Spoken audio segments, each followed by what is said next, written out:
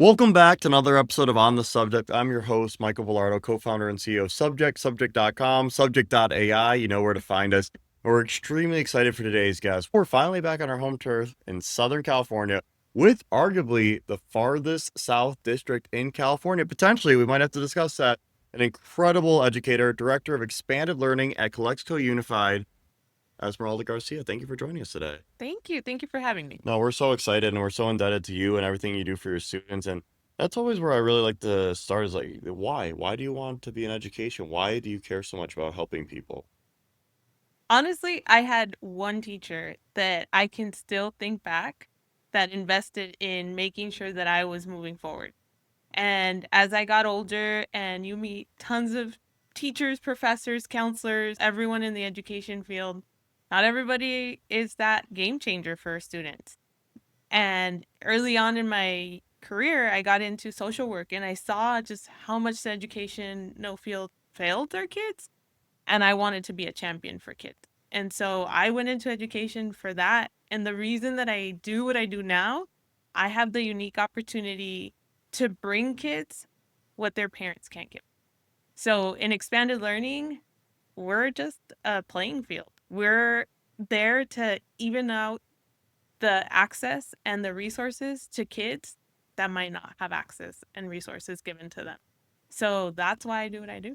And that's what's so beautiful about education. You're such an inspiration because you're fighting for every student to have equity and to have a chance to be able to compete and pursue the life that they want in their life. That's absolutely beautiful. So tell me more about this program. I've heard such great things from our teammates here at Subject, and it sounds like it's really unique in the space, this after school situation. Tell us about it and how did you be able to will this into existence?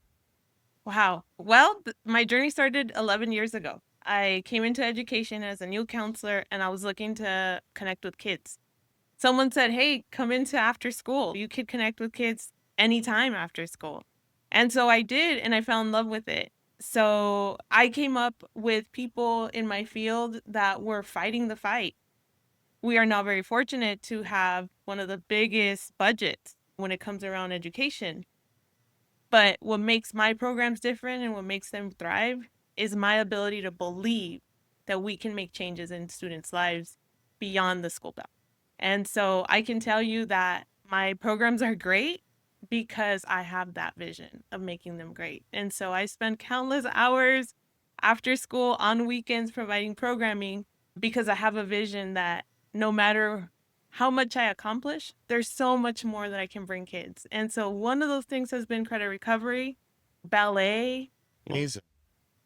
painting, like art, academic intervention alongside credit recovery for our lower grades is really getting them to recover some of those skills that they might have missed due to pandemic, due to access. And so what makes us great is my vision, but also the great team that I have. And the people that I surround myself with, including Subject, have a lot of partners in our community with vendors, but what really brings it to life is the fact that it's not just the vision, it's pushing through those incremental steps to implementation. Yeah, no, I love what you talk about recruiting a team. It's all about team. We say here, championship sports team mentality. We're trying to win the NBA title, Stanley Cup. It's about the people you surround yourself with. What's it been like being able to recruit so many great educators in Imperial County to work with your leadership? I think it speaks to the type of leader that I am. To be honest with you, I am very humble, but I've come to the This is time to realization. shine the light on you. This is great. And she is so humble, but this is so special. Your recruiting ability, especially because what you've been able to do and take kids at risk and put them in an educational setting after school, that takes an incredible team. And the vision leads that team. How much of a shared mission do you and your leaders share? How did you recruit them? So I always start off by bringing in people to my fold. I'll entice them with supports for their classroom, with some extra funding for materials and giving them access to great like field trips and things like that. And so I always entice them with little things. And once they see the magic that we make happen, I mean, once you drink the punch, you can't really go back, right? And so that's really been the way that my leadership works is I like to show people that I'm not just here to talk about what I do, but I'm in the trenches.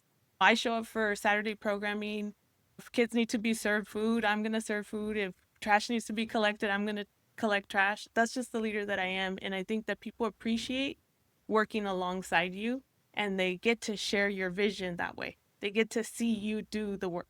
No job is beneath you mentality is absolutely infectious, and definitely admire that about you.